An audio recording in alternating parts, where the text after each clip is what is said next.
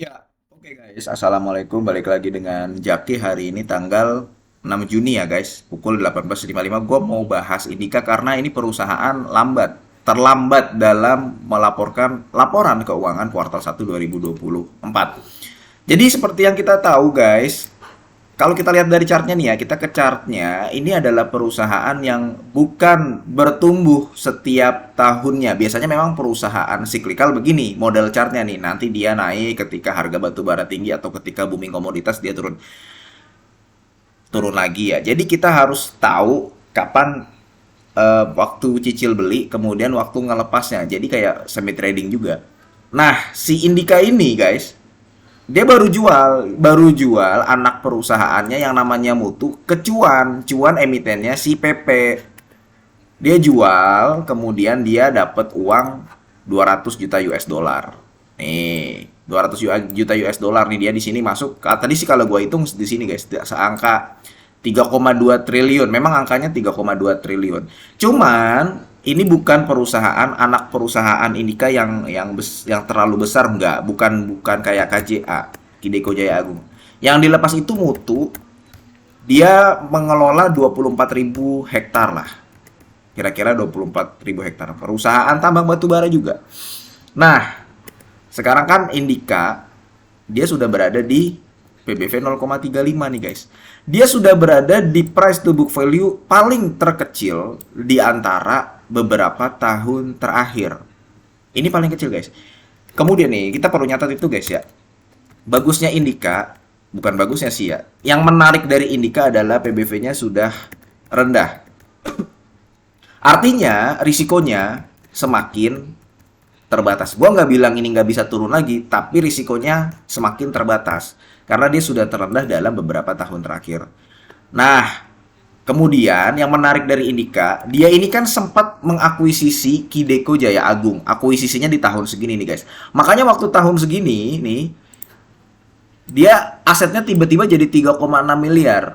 3,6 miliar US dollar yang tadinya 1,8. Jadi dia akuisisi Kideko di sini dan itu sangat membantu terhadap pendapatan dari Indika. Pendapatannya bagus nih jadinya Indika dan laba bersihnya Indika juga jadi bagus, setidaknya dia nggak rugi nih, ya rugi paling di tahun-tahun tertentu ya, cuman kalau misalkan harga batu baranya lagi tinggi Indikanya untung.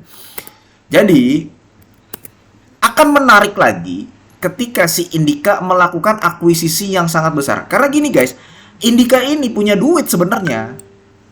Ya, dia punya duit, dia bagi dividen juga. Kemarin kan bagi dividen tuh 92 per lembar. Lumayan sebenarnya sih. Walaupun kita nggak bisa bandingkan dengan kayak ITMG, Adaro, UNTR ya guys ya, yang memang dividennya bisa sampai 10%, PTBA gitu enggak.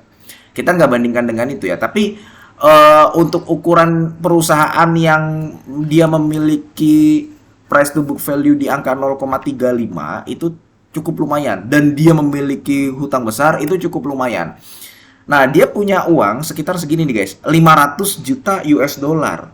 500 juta US dollar ini ya, anggaplah sekarang kursnya kalau berdasarkan laporan keuangannya si Indika itu di angka 15.600. Ini berarti sekitar setengahnya dari 16 T atau 15 T. Ya ada di sekitar 8 triliun atau 7 triliun guys. Dia punya kas. Dia punya kas sebesar itu. Padahal ya market cap-nya dia cuma 6 T. Market cap dia kan 6 T nih. Tapi dia punya kasnya gede juga. Nah, sayangnya Indika memang belum melakukan akuisisi yang wow gitu loh. Kayak yang pernah dia lakukan di tahun ini nih guys. Di mana dia mengakuisisi Kideko. Dan ketika dia mengakuisisi Kideko Jaya Agung ya, hasilnya kelihatan.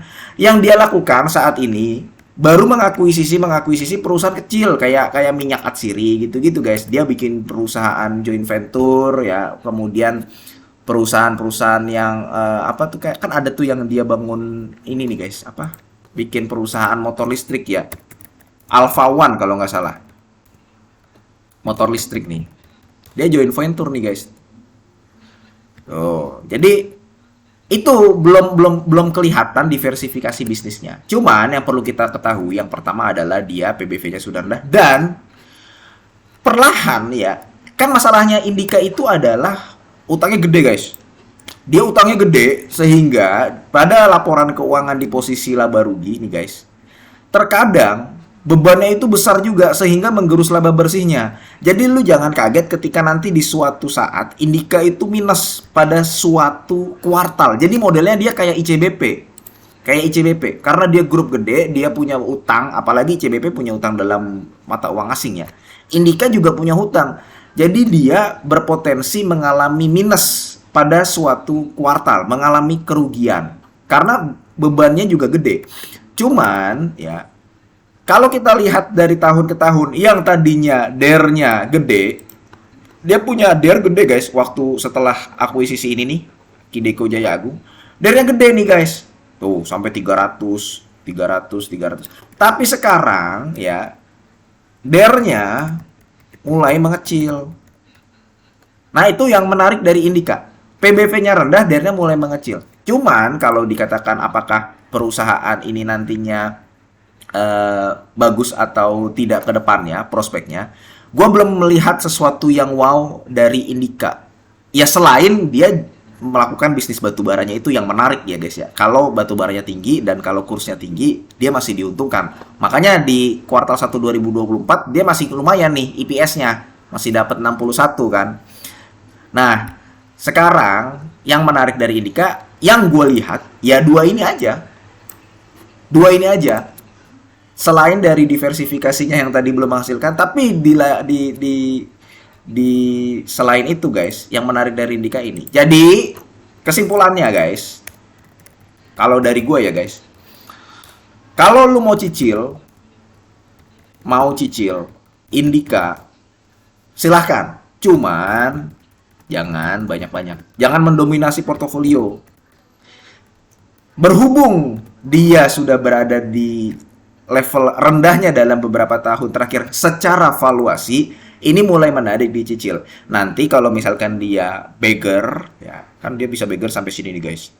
Dia ke PBV 0,7 aja udah bisa beggar guys. 0,7, 0,9, apalagi 0,9. Bisa beggar. Nah itu waktunya lu jualan. Kalau misalkan sekarang, ya waktunya lu cicil. Cuman jangan banyak-banyak. Ya kalau banyak-banyak biasanya gue cuman 10% porto guys. Dan itu pun belinya cicil. Nggak langsung jebret 10% dan enggak, cuman cicil. Beli dulu 2%, nanti kalau turun lagi nggak kaget lu. Beli lagi. Toh Indika juga bukan perusahaan yang jelek-jelek banget, dia masih bagi dividen. Walaupun dividennya kecil ya guys ya. Oke guys, mudah-mudahan video ini bermanfaat dan semoga lu sehat selalu guys ya. Sehingga kita bisa bertemu kembali di video-video selanjutnya. Ini bukan ajakan jual beli. Gua akhiri, wassalamualaikum warahmatullahi wabarakatuh.